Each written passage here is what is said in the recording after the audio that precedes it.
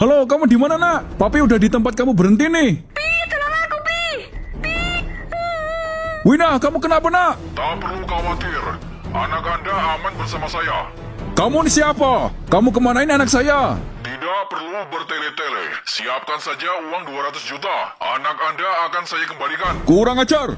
Kamu sekarang di mana? Kamu jangan macam-macam ya. Sedikit saja senggol anak saya gibeng kalian. Tak perlu khawatir. Siapkan saja permintaan kita.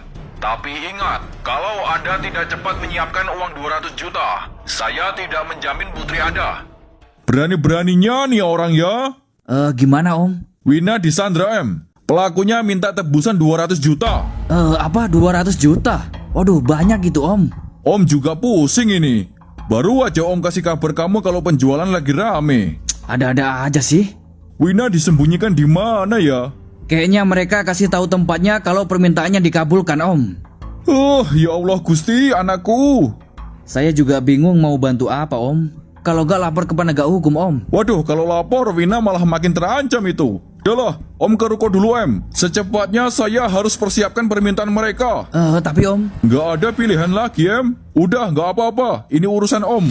Yaudah nanti kalau mereka minta ketemuan di mana kabari saya Om. Oh ya udah M. Kok bisa ya? Baru kali ini Pak Erpan dapat masalah seperti ini. Atau jangan-jangan ada hubungannya sama... nggak mungkin lah. Abdul, sini kamu.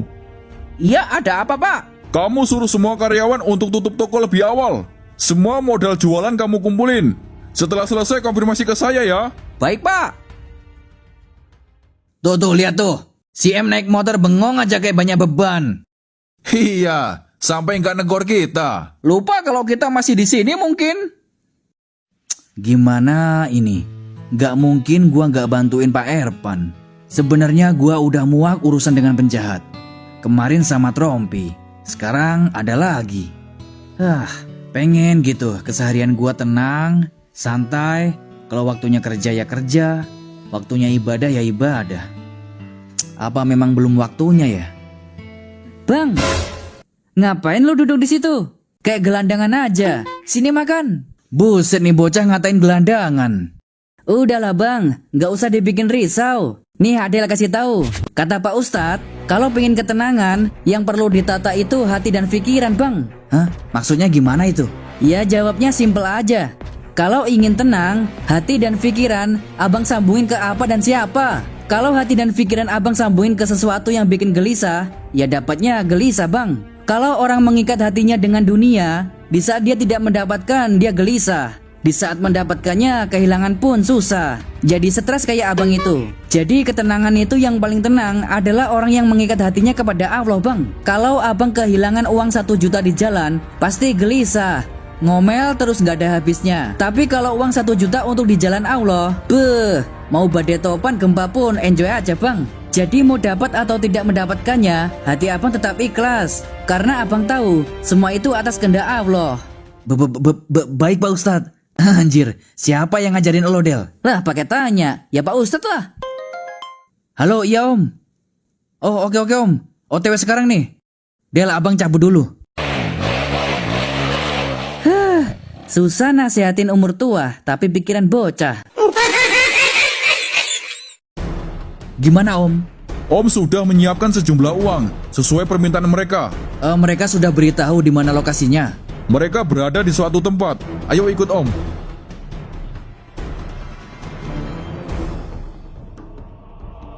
Silahkan taruh uang itu di bawah tower.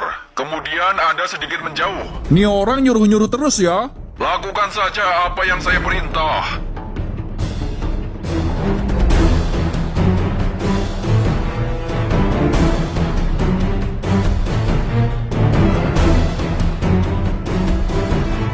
Bagaimana?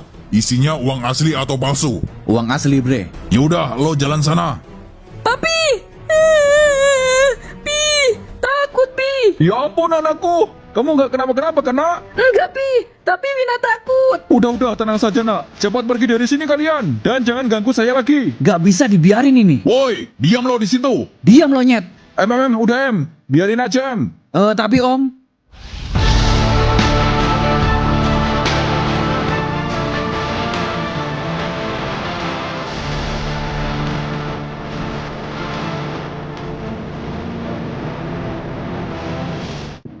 Judul Rencana Buruk, Cerita Sandera, dan Tebusan 200 juta.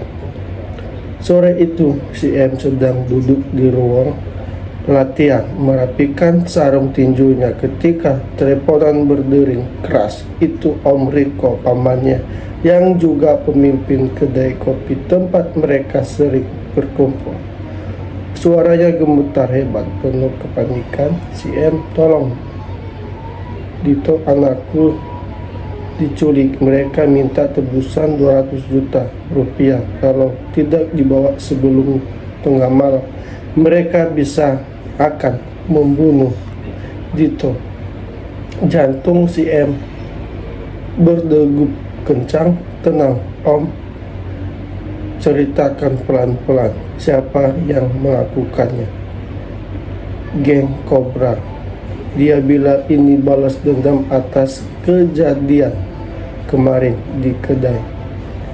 Dito pulang sekolah, tiba-tiba ditangkap di jalan. Di jalan buntu, mereka kirim foto Dito terikat di kursi, mulutnya disumpal, katanya kalau berani lapor polisi Dito langsung mati. Aku datang sekarang, Om, jangan khawatir, aku akan selamatkan Dito. Si M segera memanggil kawan-kawannya Max, Rian, dan Jaka. Dalam hitungan menit mereka berkumpul di rumah Om Riko. Wajah Om Riko pucat pasi, tangannya memegang secarik kertas bertuliskan pesan ancaman. Bawa uang 200 juta sendirian ke gudang tua di pinggir sungai. Datang lebih dari satu orang. Dito mati. Jangan berani curi-curi bawa polisi. Max mengepal tangannya, pasti ini ulah geng Cobra. Mereka sengaja membalas kita lewat keluarga. Kita tidak bisa main kasar dulu, ujar si M tegas. Dito di tangan mereka, satu kesalahan nyawanya terancam. Kita harus cerdik. Rian mengangguk. Uang 200 juta tidak sedikit, Om Riko. Amanah bisa kumpulkan secepat itu.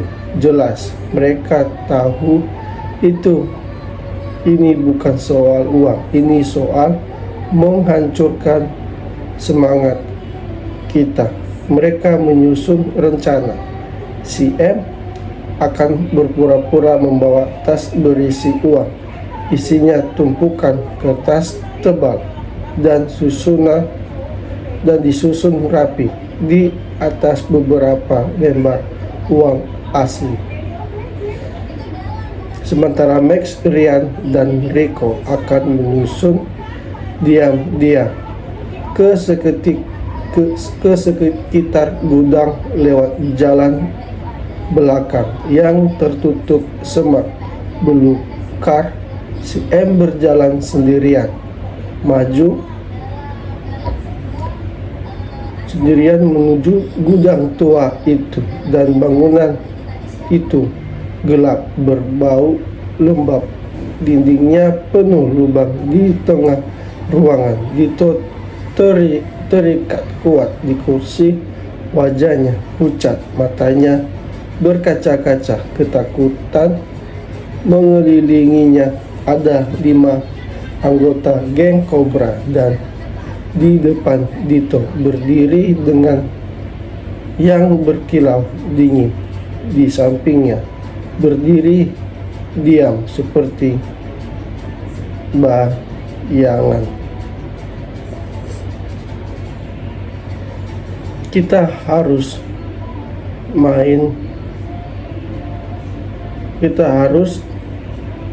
cerdik. Rian mengangguk uang yang 200 juta bukan duit yang sedikit.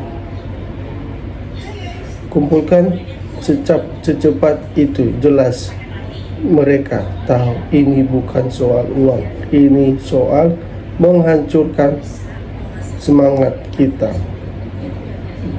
Dan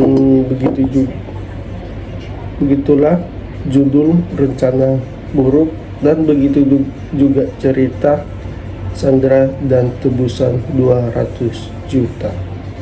Dan terima kasih juga telah menonton video Felix, dan terima kasih juga sudah subscribe YouTube bawah ini, dan terima kasih juga oleh pihak YouTube. Baik, itu